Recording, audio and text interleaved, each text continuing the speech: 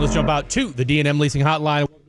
Welcome to the program. 13-year NFL veteran, former Pro Bowler, and more importantly, 3-time Super Bowl winner and one hell of a father, the one, the only, Mr. Ed McCaffrey. Ed, first and foremost, when you see the first day of free agency, what's that take you back to back in your playing days?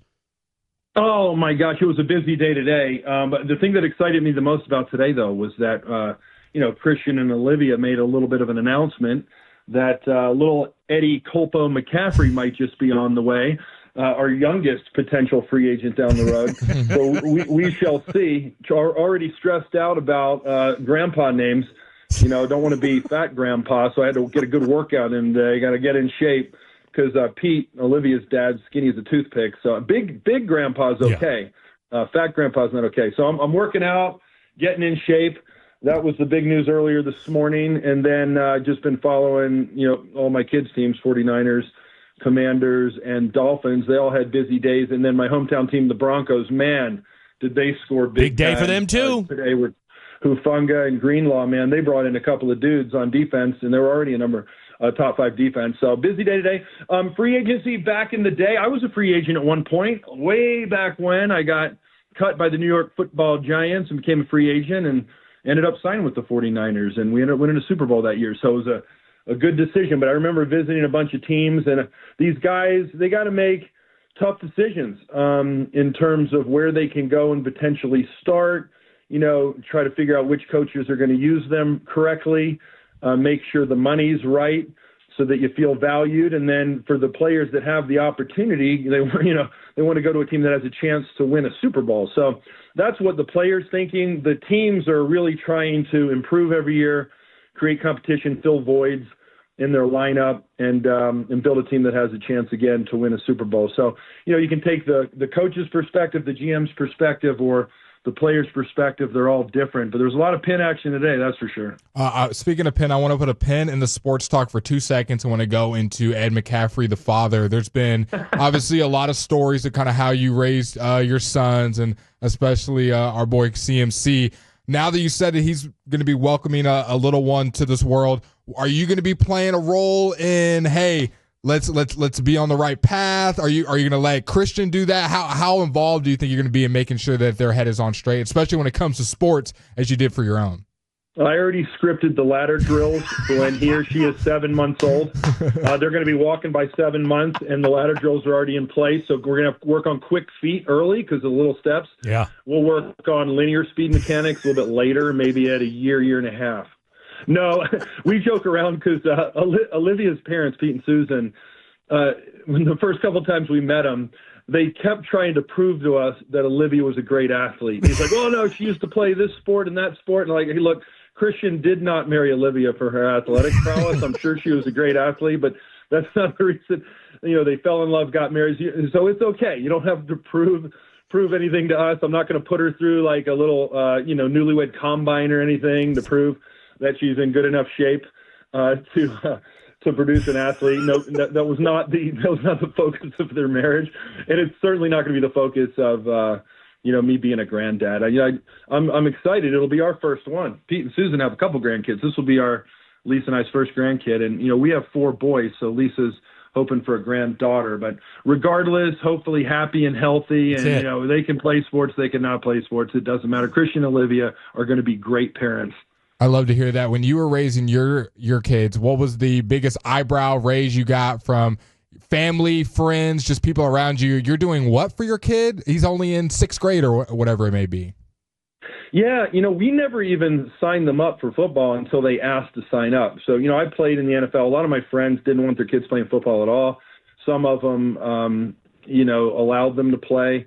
Others didn't. But we took the approach that we'll let our kids do whatever they want. As long as it's safe and productive, they can do whatever they want. They don't have to play sports at all, but they have to be active. You can join STEM or be on the chess team or volunteer for a charity or get a job, do whatever you want, but you're not going to just sit around and play video games. So our kids ended up asking to play football. Christian, when he was 7, because his older brother Max started at 9, and in Colorado they start at 6. So they were a couple years late in terms of when most kids sign up to play, but we didn't sign them up until they asked. And then once they started to play, we didn't force them to play, after the season. We're like, look, it's your choice every year whether or not you want to play or not. But if you are going to play and you sign up for a team, you're going to give it everything you have for that season. And then, I can't help myself. Like, I played in the NFL, so I do know some of the tricks of the trade. And I'm like, if we're going to do it, we might as well do it right. So, taping the jersey was a big thing, and hemming the jersey, because not everyone will do that. But, back in the day, the hip drop tackle and was not illegal, and kids would do that all the time. They'd horse collar, hip drop tackle. And so we had a rule: you can't get jersey tackled. If you get tackled, fine, but you're not getting jersey tackled from behind. So we just hem up the jersey. But that's a real pain in the you-know-what. I have so much appreciation for all of my equipment managers who did that. All the NFL guys do it, by the way, the linemen, the receivers, the running backs. You don't want to lose jerseys. Nowadays, they have some of them that are tight-fitting and they have Velcro on them, so they don't have to tape them up. But back in the day, they were super baggy and loose, and kids would get dragged down by the jersey, and people would drop on the back of their legs. So that was one of the things I did, but I didn't think it was strange. I thought it was, player safety. Good. Ed McCaffrey, 13-year NFL veteran, 3-time Super Bowl winner and Pro Bowler, joining us here talking all things NFL. We'll get to CMC here in just a second, because obviously, and I know for you being a father, that had to be a tough season. I mean, we know it was struggling. We know it was hard for CMC. I guarantee it was just as rough for you trying to watch your son battle back from injury. But before we get to that, look, you played with Steve Young, you played with John Elway, you played with some of the greats of your generation. When you look at football now, and when you look at, with the way offenses are progressing, and of course you got a son that's a coach as well, where are we right now with the evolution of football? Not so much the physicality of it, but it feels like with less preseason, it feels like we're not getting good football until about October. I think there's some truth to that. I mean, the game is definitely involved. Player safety has been a point of emphasis. That does limit some of the live hitting drills that you can do throughout the summer. I think it probably affects younger players more than the veterans, because a lot of the college players are coming from all different types of teams and offenses and defenses and have run different schemes. And it's also, the most competitive and league on the planet, and you have a bunch of physically gifted people. So it's the best competition you're ever going against. And not every college player has even mastered their fundamentals. For instance, like if you're in a spread offense and you join a team that runs a pro-style offense, you might not have spent a ton of time in a three-point, or maybe you didn't learn zone blocking schemes. And so as a receiver, you do a lot of RPOs, you're running into space. Maybe you didn't really master your route tree. So younger players, I think, need more practice, even their first year or two, if they end up playing for a team that didn't run the same system that they ran. But if you played in a spread offense and go to a spread team, you're probably fine, and vice versa if you played in a pro-style offense and go to a pro-style team. And typically nowadays, GMs and coaches are selecting players that have some experience playing in the offense that they're going to be running, and they really craft their offense around their quarterback. I think you saw that in Washington. Jaden Daniels had such a phenomenal year. Cliff Kingsbury ran an offense that he was well suited to lead, and he had great success. And more NFL teams are adopting some of the things that the college players have done so that they fit in quicker, and there's not as much of a learning curve. But you're right. The physical part of the game is not as present in training camp and mini camp and throughout the first, leading up to the first game of the season. But veteran players are usually okay. I think it's the younger players that get affected a little bit more. Ed, you living in Denver, I don't know if you got a chance to see any Colorado games. Just kind of wanted your take on this upcoming draft class, if there was any guys that were standing up to you, especially a guy that's in your state, in Shedeur Sanders. Obviously, he's been the talk of the town, and kind of what the evaluation is out on him. Yeah, Shedeur will be a high first-round pick, obviously. He had such a great season. You can break down his game, but the thing that I look for outside of throwing mechanics and how quickly in quick releases and his ability to read the field, the thing I look for also, even in quarterbacks, is toughness. And dude took a lot of hits and bounced right back up. He's a pretty physically tough guy. So to add to his skill set at QB, he's a tough dude. And he's not going to be surprised by what he sees in the NFL. You still got to go out and execute, right? I mean, nobody's going to give you anything. And he has a great leader in his dad and Dion, who will make sure he's as prepared as he can be. But he's been a competitor and a lot of fun to watch at CU. And then obviously Travis Hunter. That guy was a college phenom, and he can play both sides of the ball, but he's an NFL defensive back. I think that's where he'll play. They certainly can play him on offense as well, kind of like what Dion did maybe, where you get some routes if they want to put him there. But he's too valuable as a cornerback, in my opinion, to mess around with him too much on special teams or on offense. I think they're going to start him out as a cornerback, and I think he'll have great success. I think he's a natural corner and obviously incredibly athletically gifted. Ed McCaffrey, 13-year NFL veteran, joining us here, talking all things football. Christian, we're talking about the running back position. All right, we saw kind of a renaissance of it with him a few years ago in Carolina. And people forget his first 3 seasons there. I mean, this guy was lights out, and then obviously the injury bug hits, goes to San Francisco, boom, goes back to being the best in the NFL again, and then once again, boom, the injury bug hits. For a guy that's as in impeccable a shape as Christian McCaffrey is, and again, all very well, the regimen that goes into being a professional athlete. How difficult is it when your body just won't do what you need it to do, especially when you guys put in the time and the effort that you do to get it to where it's at? Oh, it's the worst part of the game. Being hurt is the worst part of the game. Missing a game is very difficult. It's really depressing. Like, I think NFL players that love the game and play at the highest level probably need some counseling throughout that period of their lives or careers. And it's very, very difficult to play when you have a significant injury that'll allow you to play, but you're not full speed. So maybe you're at 80% or 75%, but you're still going against people who are 100% and nobody's taking it easy on you. So that's the hardest place to be as a player. At least if you're hurting, but you can play, you still have a chance to have success. But when you're just sitting on the sidelines watching, you just feel so ostracized, like you're not part of the team. And it's very, very frustrating because you spend your whole life getting ready to play, and you spend the whole offseason getting ready for that season. So last year was ridiculously frustrating, but, it happens to players at every position. We saw Aaron Rodgers go down after 4 plays 2 years ago. Saquon missed a lot of the season a couple years ago, then he bounced back. Christian's been hurt and then bounced back. So that's what we're looking for this year. Rough year, but now at least you're full speed by the end of the season, and you have a whole offseason to train and be healthy and get ready to bounce back. Let me ask you this then, as a dad, and again, having that intimate experience of, yes, exactly what Christian's going through, what Luke's going through. How much of that, what are y'all's conversations like as far as from a football perspective, and how much have you had to be kind of a shoulder, not necessarily to cry on, or maybe it has been to cry on, for your sons when they've been going through injuries?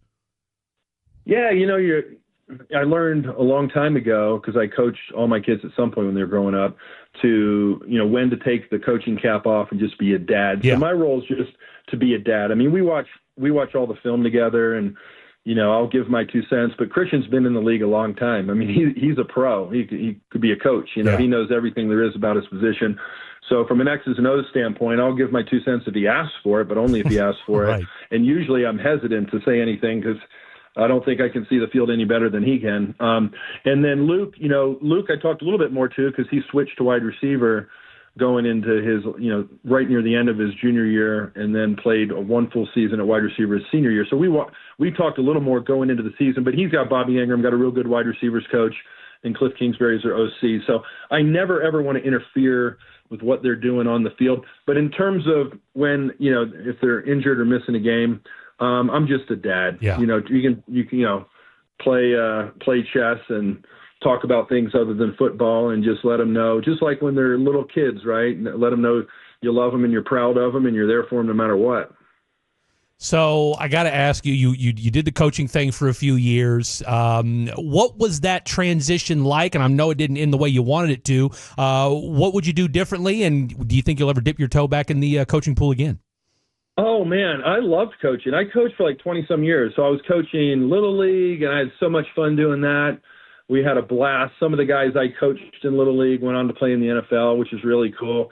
And some of them went on to have families and work locally here in Colorado. I'll run into them, like at the grocery store, at the gas station every now and again, and we dap each other up, which is really cool. In high school, I got to coach players like Roger Rosengarten, who starts at tackle for Baltimore, and Luke. And There'll be some kids that were younger than him that'll end up making it in the league. And, I follow their football careers, but also the guys that, don't play past high school. One of them in town here owns a restaurant. I go down and hang out at his restaurant and patronize the place, and he's doing a phenomenal job. He's usually successful. Yeah. And it's those friendships and those bonds that you create as a coach or a player that last a lifetime. And that's really what I got out of coaching. So, I felt like we had a lot of fun at every level that I ever coached, and relative to the bar that was set before I got there, I feel like we had a lot of success, and it was a lot of fun. So, I enjoyed the experience, and, we still trade stories from, Little League straight through college with all the guys that I had the opportunity to coach. So it was a lot of fun. I watch a ton of film. I do a show on Sirius XM NFL Radio every Thursday, airing it out with Bob Papa, voice of the New York Giants. And then I watch all of the Commanders games, all of the 49ers games, all the Dolphins games where my son Max coaches, and all the Broncos games. So and then I'll also, watch, Red Zone and keep tabs on what else is going on. So you're locked in. Monday Night Football or Thursday Night Football. So I love watching it for the fun of it. So it's not the same as having a call sheet in your hand and calling plays or talking to the team before you take the field. But, football is still a really big part of my life and probably always will be. Well, I tell you what, I could sit here and talk to you for another 30 minutes, Ed. Get you out of here with this. Look, we know you guys like to work out. We know your family takes its nutrition seriously. We like to drink a little protein every now and again over here, and I guess you got these protein bites, which our boy Shahab's going to send us some, but tell us a little bit about what you got going on with the McCaffrey family protein bites. Yeah, check out McCaffreyBrands.com. They sell online right now, but they're about to go into Dick's Sporting Goods and some other retailers across the country. This is our first national product launch, and hopefully they'll be in Kroger here pretty soon, hopefully Shield, some other places. But, when their kids were growing up, how they have the pregame snack, the halftime snack, the postgame snack. Orange peels, right? Yeah, it's oranges or chips, and sometimes candy bars or junk food. But we were always looking for healthy foods. You were joking around a little bit earlier about things I would do with our kids. We'd always try to bring them really healthy snacks to eat instead of some of the junk that kids would eat, to give them a little more energy. We'd try to give them stuff with protein, and at least it would make this drink, which oddly enough is very similar to a very popular sports drink that just came out a year ago. But one of the things that's really important is that they get protein in their snacks, so they recover quicker, and they have a lot of fiber in their snacks. That's important for everyone. So these are really easily digestible, gluten-free, non-GMO, plant-based protein snacks. They come in bites, but the thing that's great about them is they're delicious, because I know as soon as you hear healthy, you think, it tastes like the sole of my shoe, or piece of cardboard. These things are absolutely delicious. So we have chocolate chip cookie dough, birthday cake, fudge brownie, and they are delicious and super healthy for you, low in fat, low in calories, high in protein, high in fiber, and they're absolutely delicious. So, they're great for NFL players. A lot of NFL players, they eat their pregame meal, and then they barely eat anything because they can't stomach anything. These are easy to digest. You can have them before you go out in the first quarter, have them at halftime. Definitely good for recovery, but they're really good for kids at any age, even kids that are playing youth sports. For men, for women, Lisa loves them. So far, everybody thinks they're delicious. So if you're looking for a delicious snack, go to McCaffreyBrands.com. We're kind of in the business of making healthy food taste great. 100%. And I think we hit a home run with these protein bites. Ed McCaffrey, number 87 of your program, number 1 in your hearts. Ed, thank you so much. We'll have to do this again soon. Thanks, guys. Let's do it again.